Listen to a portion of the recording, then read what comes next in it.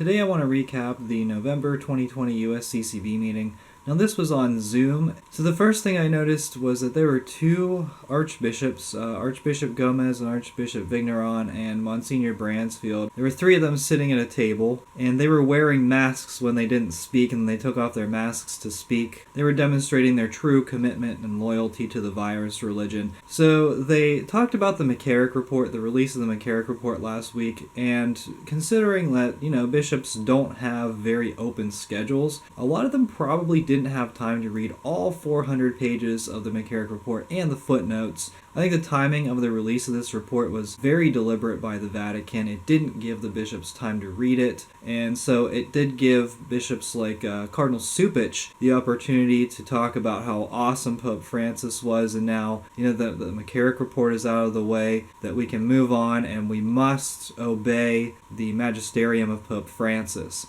Now, many of the bishops that did speak about the McCarrick report in the meeting, a lot of them had good ideas, but they certainly will not be implemented as long as Cupich and Tobin are running the show. So another topic they covered was the corona shutdown and how priests and bishops are dealing with it. A lot of them talked about how they were having Zoom meetings with their priests and everything, but there wasn't a whole lot of relevant information in there. What they could have said was, well, we kind of made mistakes and we could have done a lot better providing the sacraments to lay people. But, that's kind of what you would expect. And finally, a topic that they talked about in a great deal of detail was racism. Now, this was an ad hoc committee on racism, which was prompted by the Virginia KKK rally several years ago. I don't know that there were any Catholics involved in that rally, so what was the point of even talking about racism other than mentioning it and saying, hey, racism's really bad? And I got to thinking about this, and who really wants to talk about this stuff is the liberals. It's interesting to note that the conservative Catholics would say that in terms of the next pope, they would support Cardinal Sarah from Ghana and Africa or Cardinal Joseph Zen from Hong Kong and China. So clearly the conservative Catholics are not racist. But I think this is really an attempt for the radical left in the church to kind of try to sway conservative Catholics to oppose politicians like Donald Trump. And here's my thought process on that. So Archbishop Gomez kind of gave a neutral statement about Joe Biden. He said,